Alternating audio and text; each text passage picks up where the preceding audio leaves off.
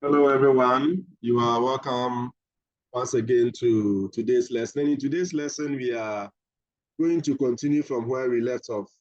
Okay, only that we are going to have a simple task. We'll be looking at the solution that was given in lesson 2 of core maths, sequences, and series. Okay, and the class assignment is exactly what you can see or you have on your screens. Okay, quickly, let's go and have a look at what the solution together. And those of you who submitted your work have gone through, and all concerns, okay, will be addressed here, especially major concerns. Okay, so as you read question, let's see whether you have any salient part to underline. Okay, yes, we do. Okay, here, anytime you read this at AP, so if you like, you can underline, okay, AP for you to know that this is a specific type of sequence that you've been given. Okay, then we are supposed to find a formula for the general term. Okay, so the formula for the general term, and now the 20th term, which is a particular term.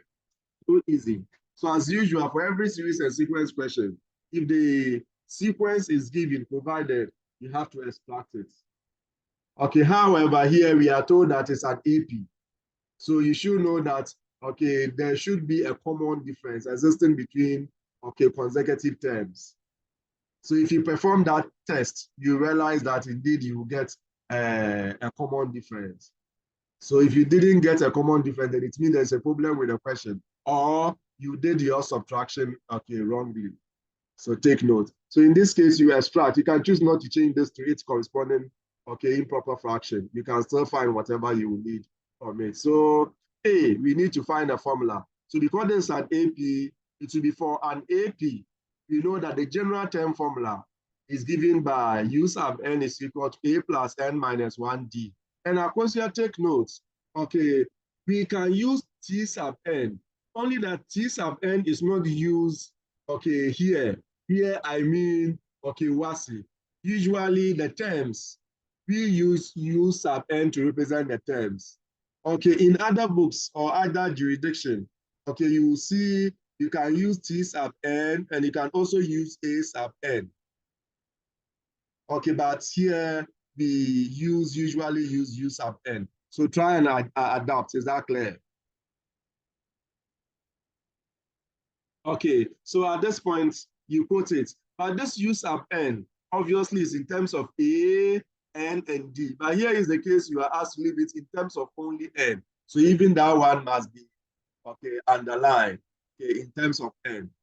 So it means you cannot end here. You have to get a substitution for A and that of D. A will always be the first term. So, but A is equal to the first term, which is minus 5. And D will be equal to, just because you are told that it's an AP, just find the first, okay, consecutive difference, the first one, pair. So just use that one. And this one will give you, okay, if you like, you can still use minus 3.5. Okay, then minus 5, which will give you plus 5. But I decided to change it because you can easily get that. And this is 3.5 minus, then plus 5 will give you, okay, 1.5. But I want to avoid working with decimal. Okay, so you change that one to maybe, what do you call it? The 3 whole number, sorry, 3 on 2, 1 whole number, but you leave it this way. It's better you work with the improper other than its corresponding mix. In any case, you are not concluding with this. So don't change it to what makes. So the second part of the, I mean, the once you know your A and what and your D, you are more than good to go. Go and substitute. So at that point, I can draw my conclusion.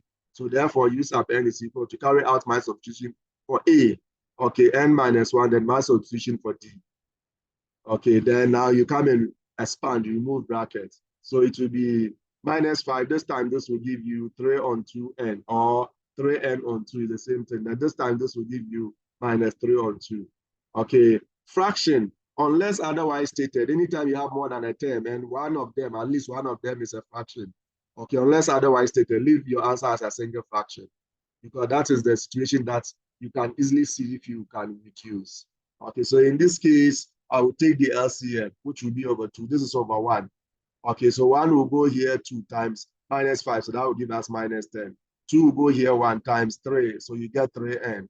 Then 2 will equally go here 1, so minus 1 times 3, which will give you 3.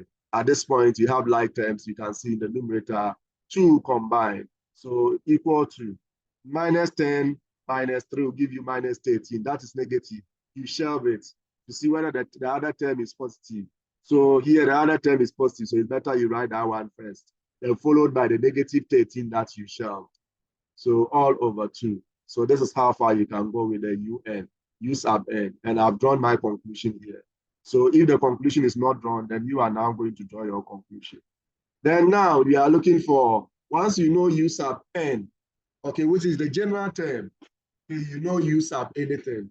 Okay, remember sequences, okay, usually work indirectly as a function. So if you know, just as in a function, if you know f of s, you know f of anything.